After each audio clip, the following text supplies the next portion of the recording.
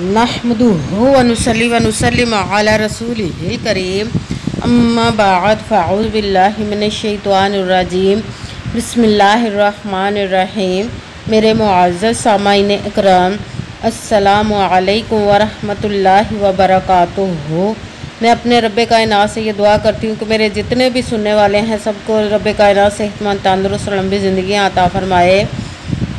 हम सब के हर मुश्किलों, परेशानियों, तंगदस्तियों में मेरा रब्बे कायनात हमारी मदद अता फरमाए। हमें ज़हनी, रूहानी, जिस्मानी अज़ियत और तकलीफ़ और बीमारियों से निजात अता फरमाए। हमें ज़हनी और रूहानी सुकून अता फरमाए। हमें बीमार दुनिया से बचाकर बीमार मदीना बनाए। और जो हम सब के हक़ों में बेहतर है मेरा रब्बे कायनात हमारे लिए वो अता फरमाए।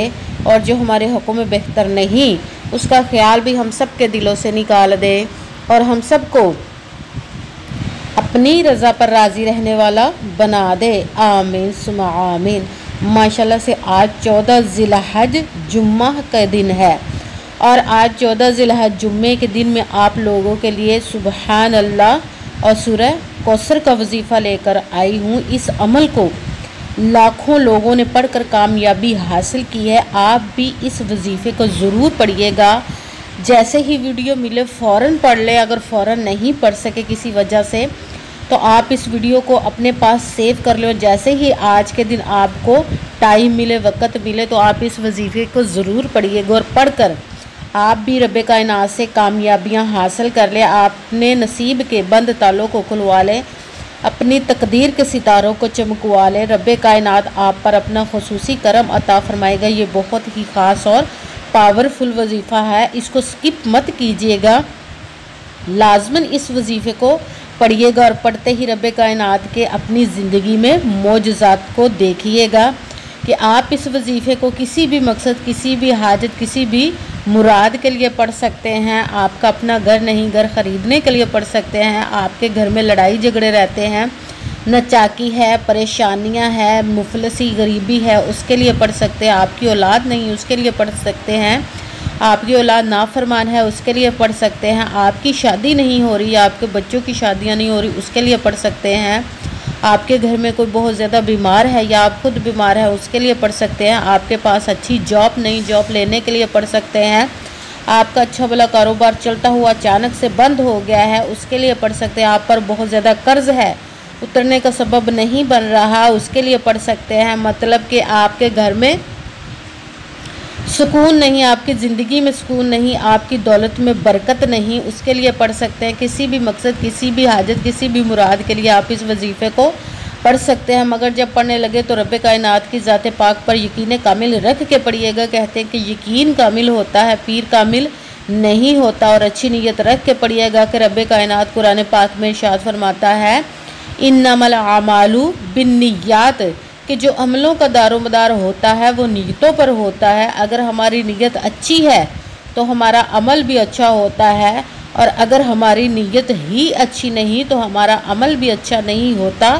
चाहे हम जितनी मर्ज़ी मेहनत कर ले, जितनी मर्ज़ी कोशिश कर ले, हमें उसका फल, उसका अजर अच्छा नहीं मिलता।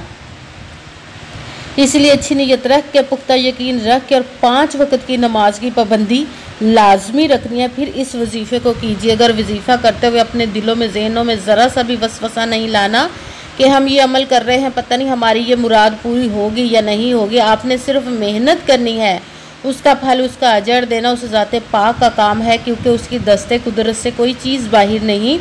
उसके कुन कहने की देर हर फायाकुन हो जाता है। आपने मेहनत करने के बाद उसके कुन का इंतज़ार करना है। इंशाअल्लाह अज़ीज़ रब्बे कायनात आप पर अपना खुसूसी करम अता फरमाएगा। आपकी हर हाजत, हर मुराद को पूरी अता फरमाएगा इंशाअल्लाह अज़ीज़। अगर आपको वीडियो अच्छी लगे तो इसको लाइक ज़रूर कीजिएगा और आगे भी शेयर कर दीजिएगा ताकि किसी दूसरे को हमारी वजह से फ़ायदा पहुँचे तो हमारे लिए सदका जारिया बन जाए। और जो नए हैं इस चैनल पर, इस चैनल को सब्सक्राइब कर लें और बेल आइकन को भी दबा लें ताकि मेरी अगली आने वाली वीडियो आप तक पहुंच सके। अगर कोई मुझसे किसी मसले के बारे में इस्तिहारा करवाना चाहते हो या किसी काम का हिसाब लगवाना चाहते हो या किसी काम के लिए वजीफ़े का पूछना चाहते हो या कि कुरान पाक ऑनलाइन पढ़ना चाहते हो या महफिल मिलादुन नबी के लिए बुलवाना चाहते हो तो व्हाट्सएप का नंबर वीडियो पर चल रहा है, आप लोग मुझसे रब्ता कर सकते हैं। अगर मेरे भाई या बुज़ुर्ग मुझसे रब्ता करना चाहते हो तो व्हाट्सएप पर वॉइस मैसेज करके अपना मसला बता सकते हैं। अगर बहनें या माएँ मुझसे रब्ता करना चाहती हो तो व्हाट्सएप पर वॉइस कॉल करके मुझसे बात कर सकती हैं, अपना मसला बता सकती हैं। आपने वजीफ़ा करने से पहले कमेंट्स में अपना नाम और जहां आप रहते हैं उस जगह का नाम ज़रूर लिखना, ताकि मैं भी आप लोगों के लिए दुआ कर सकूं और फिर वजीफ़े की भी आप लोगों को इजाज़त मिल जाएगी। आपने पूरी वीडियो को ध्यान के साथ सुन के समझ के फिर वजीफ़े को करना है। ऐसा ना हो कि कोई आप वीडियो को स्किप कर करके छोड़ के सुने और कोई बात रह जाए और फिर आप वजीफ़ा करने लगे और वो ठीक ना हो।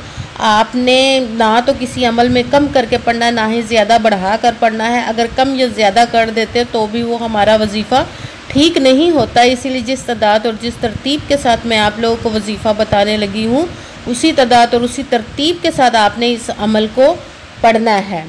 आप इस वजीफ़े को आज के दिन 14 ज़िलहज जुम्मा के दिन किसी भी जगह पर बैठकर पढ़ सकते हैं। घर में, ऑफिस में, मदरसे में, यूनिवर्सिटी में, कॉलेज में, शॉप पे, कहीं पे भी बैठकर पढ़ सकते हैं। मगर जब पढ़ने लगे तो बिल्कुल खामोशी, तवज्जो, सुकून के साथ पढ़ना है कि वजीफ़े के दरमियान ना तो आपने किसी से बात करनी, ना ही उठना, ना ही फ़ोन इस्तेमाल करना है। अगर वजीफ़े के दरमियान हम किसी से बात करते हैं या उठ जाते हैं तो वो हमारा वजीफ़ा ठीक नहीं होता, हमें कामयाबी नहीं मिलती। इसीलिए मुकम्मल वजीफ़ा करने के बाद ही आपने उठना या किसी से बात करनी है। आप इस वजीफ़े को आज के दिन किसी भी वक्त पढ़ सकते हैं, किसी भी नमाज के साथ पढ़ सकते हैं, नमाज के अलावा भी पढ़ सकते हैं। अगर तो आप किसी नमाज के साथ पढ़ रहे हैं तो नमाज मुकम्मल करने के बाद, दुआ मांगने के बाद आपने इस अमल को पढ़ना है।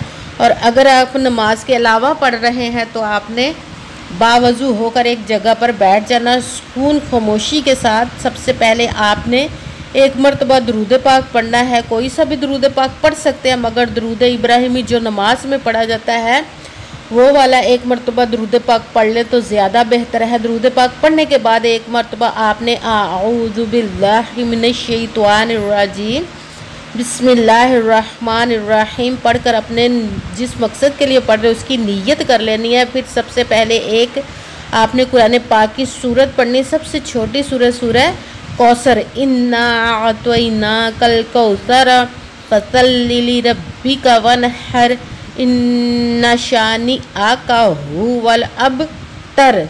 जब आपने सूरह कौसर पढ़ ली तो उसके बाद दूसरे नंबर पर जो वजीफ़ा पढ़ना है वो है अल्हम्दुलिल्लाह अल्हम्दुलिल्लाह अल्हम्दुलिल्लाह अल्हम्दुलिल्लाह।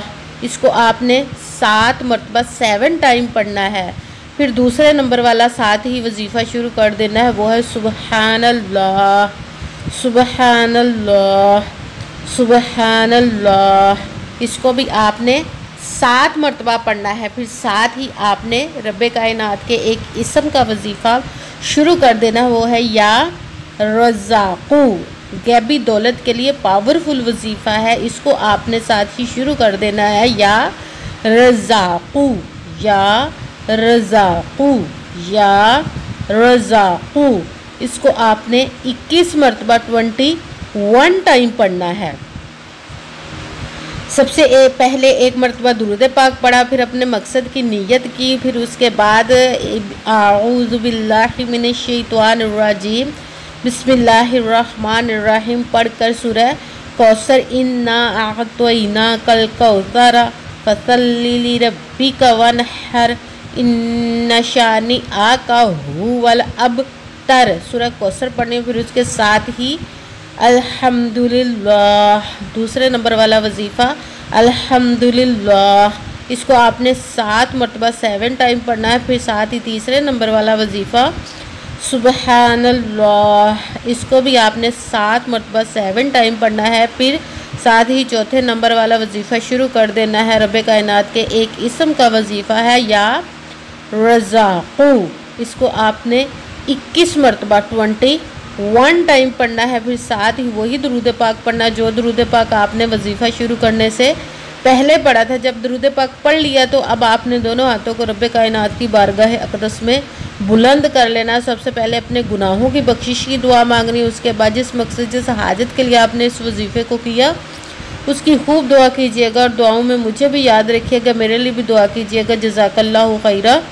जिस मकसद जिस हाजत के लिए आपने इस वजीफ़े को किया, रब्बे कायनात अपने हुक्म से, अपने प्यारे महबूब के सदका से और इस प्यारे प्यारे माह मुबारक के सदक़े और आज जुम्मातुल मुबारक के सदक़े से आपकी तमाम नेक और जायज़ हाजात को कबूल व मंजूर अता फ़रमाए। आमीन सुम्मा आमीन।